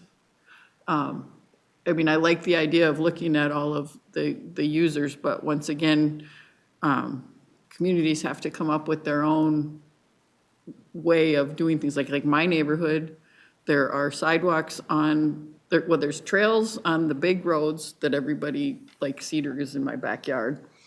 And then the major roads that lead in and out of the development have sidewalks on them. But if you're one of the really local streets, you don't have sidewalks because there's not enough traffic to really need a sidewalk. And there's a balance there between having to maintain a sidewalk, they're paying to shovel, and require more infrastructure maintenance. So recognizing that there are other, again, considerations that communities might have on why they do things. Thank you. Yeah, Ms. Torres. Chair and council member, thank you so much. I want to maybe just focus on the policy language where it just talks about prioritizing planning practices. These are strategies and types of practice that can be put into place where it makes sense with local governments. Obviously, these are things that we would encourage, provide technical resources around, and technical assistance to implement where it would make sense, where communities would ask us for that kind of stuff. And so this isn't one of the policies where there's regulatory authority embedded in this. So we're not micromanaging, we're just offering assistance if people want to do that. That's fine. Thank you for that. Just briefly to your questions, I think, yes, they're going in the right direction. Just a couple of, I'm glad we had this conversation about policy 2. And to me, you're creating space, right? You're planning for space, and then how are you activating it, right? And so I'm glad we're talking about that and thinking about that. And I guess, I'm sorry, I can't even read my own writing. And policy 5, I'm really intrigued by this expansion of thinking about historical, and that we're not just in that sort of, historical society or historic preservation kind of narrow framework, and there are these big deal things that happen. I think of in Minneapolis, Bohemian Flats, for example. It wouldn't be practical to create a historic district out of that and try to preserve this, but it was a place where a certain immigrant community really established there because it was an undesirable place to live and they could afford it. But it contributed to the growth within the city of Minneapolis. So things like that, or the South Minneapolis neighborhoods, Fieldwood and Northrop, were the first ones to integrate racially, for example. It's not, you wouldn't put a district around it, I don't think, but important things happened there in the middle of the last century. So I really like that. And hold on, I'm gonna look at policy 6 real quick, because I had a note there. Inclusive design. When I can read my writing, Angela, I'll let you know what I was gonna say. You're sorry. All right. The fact that you did reference it in your remarks, but, and it is in the policy box, but up in the top, the title, it doesn't talk about abilities, and so I felt like that was lacking. You did get to it, but that's what I had. It says abilities. Cool, thank you. That's it. Anything else on these? Are we ready to move on to objective 6? Objective 6. Angela. Thank you, Chair. So you may remember Objective 6 is our equity objective, and the current language is remedy past and present discriminatory land use practices. We are getting feedback, that language could change, but we have 4 policies primarily under this objective. The first one is take ownership of past harms, provide transparent communication, and hold governments accountable to plans and actions. A lot of the actions under here provide technical assistance, equitable land use development, technical assistance, for example, sharing progress towards our equity goals. That's a council task. Decision-making tool, providing and developing decision-making tools for capital projects. Again, something that the council would provide for not only staff, but perhaps there's applicability for local governments in that work as well. Acknowledge disparities and identify strategies to address them. Doing more than just talking about them, let's figure out a way to address them, be strategic in that. Partner with efforts and organizations, things like Just Deeds comes to mind. Evaluate council programs, policies, and procedures for update. So I can think of one, for example, our tribal consultation procedure really focuses on consultation with tribal nations as a very formal process, and that is appropriate. And we should expand that to include how we are communicating, engaging with urban Indian organizations, residents of this region that maybe aren't part of a tribal nation that is federally recognized. We have residents from all over the country that live in Minnesota, in the Twin Cities, and so just trying to be more expansive in that. That's just an example. Policy 2, to prioritize engagement and collaborate with underrepresented populations to develop plans, policies, and programs responsive to and reflective of community needs. Actions under this policy includes expanding representation on committees, building new partnerships, focusing on trust.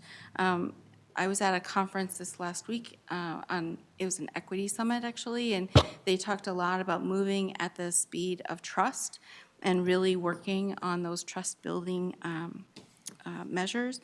Build community capacity to engage successfully with governments, identify and eliminate barriers to engagement, conduct culturally responsive and inclusive engagement, and reimburse community members for their time and expertise.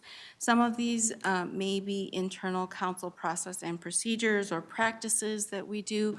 Others may require legislative changes, which we may need to support or propose. For example, we cannot, by law, pay our advisory board members for their time and effort. And so those are the scope of things that could be included in policy 2. Policy 3, to promote promote equitable distribution of public investments to benefit communities disproportionately harmed by past and present planning practices, and to eliminate racial disparities and discrimination. Really, under this, focusing on restoring community connections negatively impacted by long past and current investment decisions, establishing a reparative actions fund to finance mitigation for past harms. That would be a council decision. Apply the anti-displacement framework to council investments and policies. Create tools to identify how projects benefit or harm different communities. You will hear on Wednesday a more fulsome description of things like the anti-displacement framework and the community-centered engagement framework at the Committee of the Whole meeting, when we come and give a full update on the main components of the equity chapter of the Regional Development Guide. Both of those are individual efforts, the anti-displacement framework led by our housing staff, and the community-centered engagement framework led by our communications and public involvement staff. Policy 4, to center the Native experience in decision-making and implement the actions included in the Council's acknowledgement statement that all land in this region is Dakota land. So not only engaging in tribal consultation, but partnering with urban Indian organizations and community members, and as I mentioned earlier, updating the Council's procedures for tribal consultation and Native community engagement. And then with that, I will pause on those same questions for this objective. Thank you, Ms. Torres. Discussion. Looks good to me. All right. Thank you, Councilmember Chambliss. Councilmember Carter. Thank you.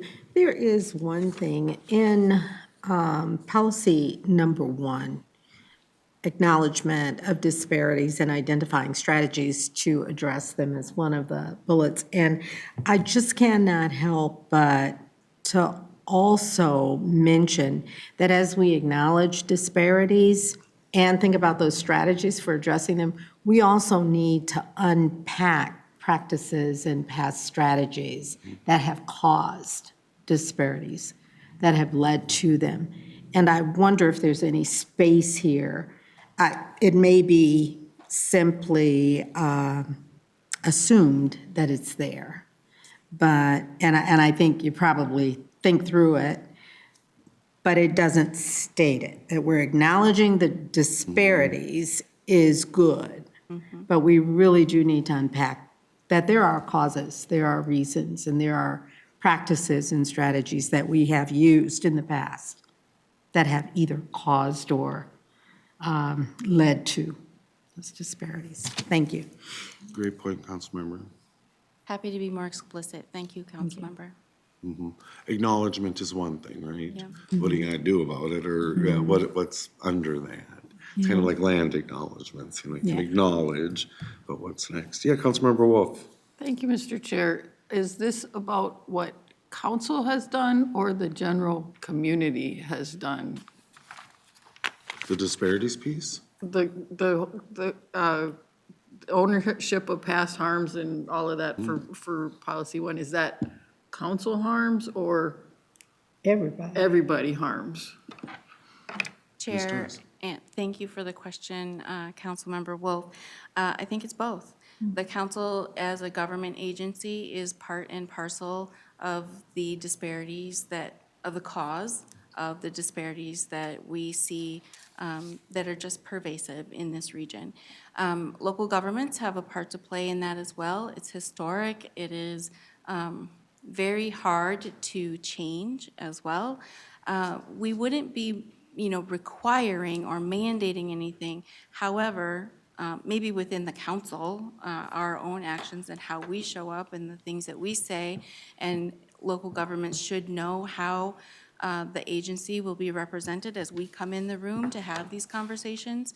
But every single thing that the council does to get our own house in order and to do better and to be an example can be provided as technical resources and technical assistance and advice for local governments that are really leading the charge in this. They've been working at this as well. They've been asking us to provide leadership in this.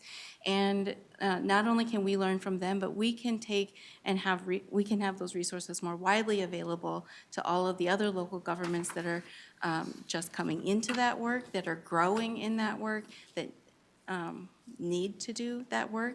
But I think as part of a government agency, we not only have to recognize the part that our own agency has played, but all government has played in creating these disparities. And I think that acknowledging is one thing, but trying to rectify and remedy that is really what is embedded in this objective and what we're really trying to do. Okay. Thank you. Councilmember Lindstrom. So the headline is remedy past and present discriminatory land use practices. We've talked about the past ones. How comfortable are we to spelling out in detail present land use practices that we believe are discriminatory?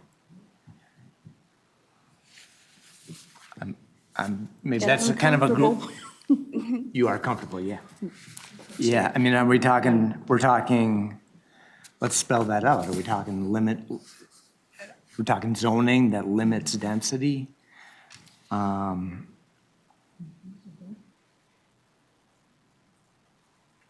Let's just be clear when we say that. Like, this is what's happening right now. Yep. That we are saying needs to change. Chair and council members, Ms. Torres. I can't speak to how comfortable people are or not. It's okay to be uncomfortable. Let's just say that, let me is. say that. I will say that it's necessary. And I know that it is difficult conversations. I'm not trying to gloss over that, but very difficult things have happened to communities and people in this region as well. And we don't speak to that either. And I think that we have to do both.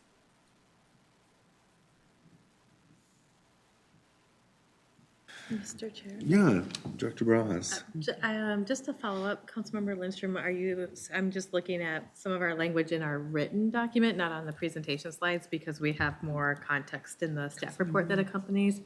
And we talk about some existing things, disparities in income and home ownership rates, that the practices that have resulted in this. Are you suggesting that we also maybe highlight some existing present-day practices that are discriminatory? I think we referenced largely historical.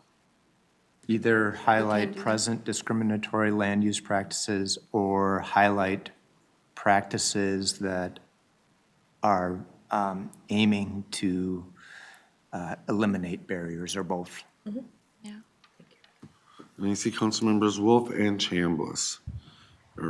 Thank you, Councilmember Mr. Wolf. Chair. Yeah. And I'm still pondering about what you were saying, but most of the communities in the region do allow for a variety of densities, and whoever comes and meets the rules gets their project approved. So I guess I'm wondering, where do we have people who are violating the law and not following the Fair Housing Act requirements? I mean, I can think of one that was in here recently, but who shall not be named, but. Thank you. Councilmember Chambliss and Councilmember Carter. Yeah, I'm thinking that as far as the current policies and practices, that could be part of the evaluation bullet that's in there.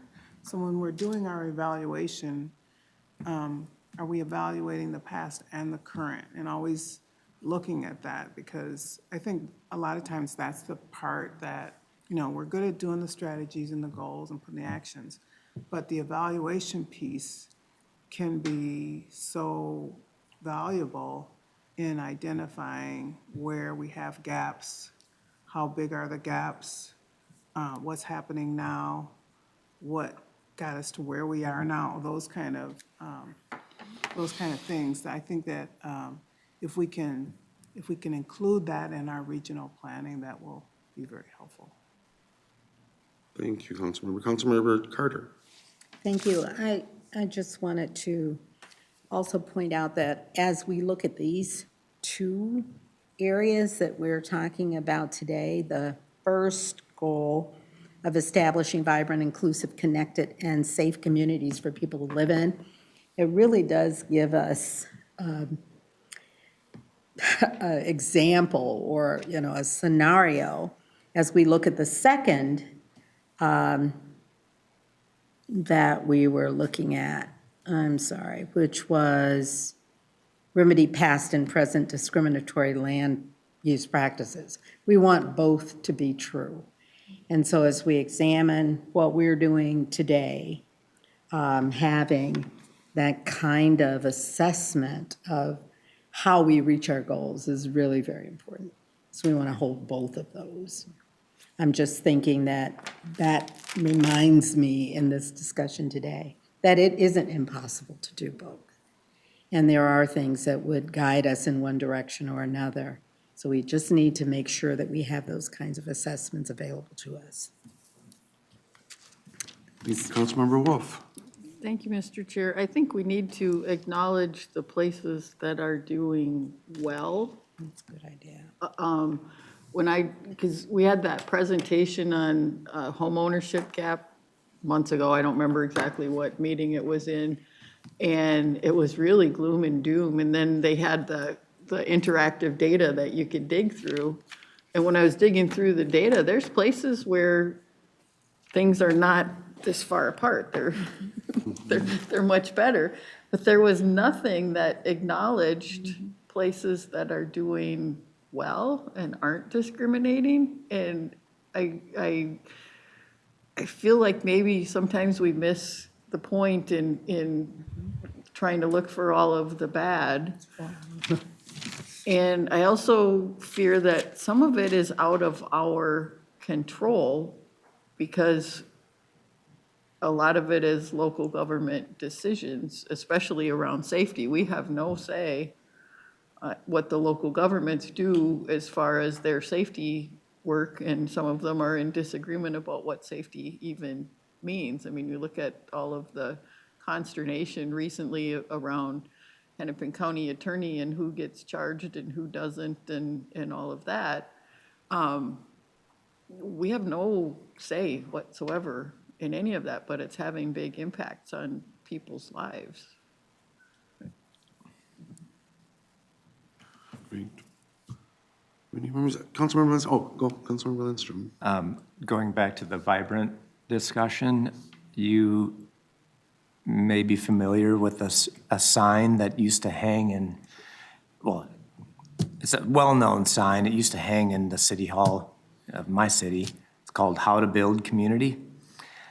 Does that ring a bell? It lists like 50 different things on how to build community. Honest to God, and it's like they're all awesome, and I feel like if communities did these 50 things, like that would make their cities vibrant. And I think like number 42 is turn up the music, and number 43 is turn down the music. So I'm like, oh yeah, there are times when like you want to turn up the music, have bands, and then there's other times you just want to chill out and listen to the birds. Anyways, if we're looking for good visual things on that section, it's called How to Build Community. I like that. Yeah.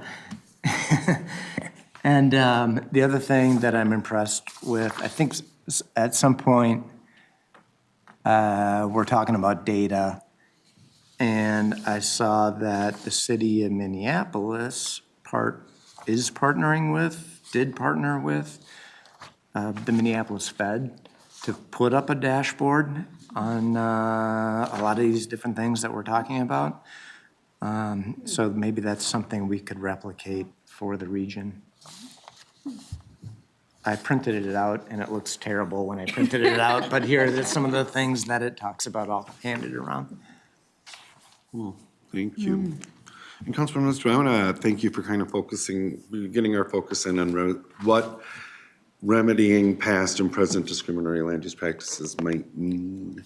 And as, I spent, 2/3 of my life living in the Phillips area, right? Defined by the boundaries of 35W 94 Hiawatha.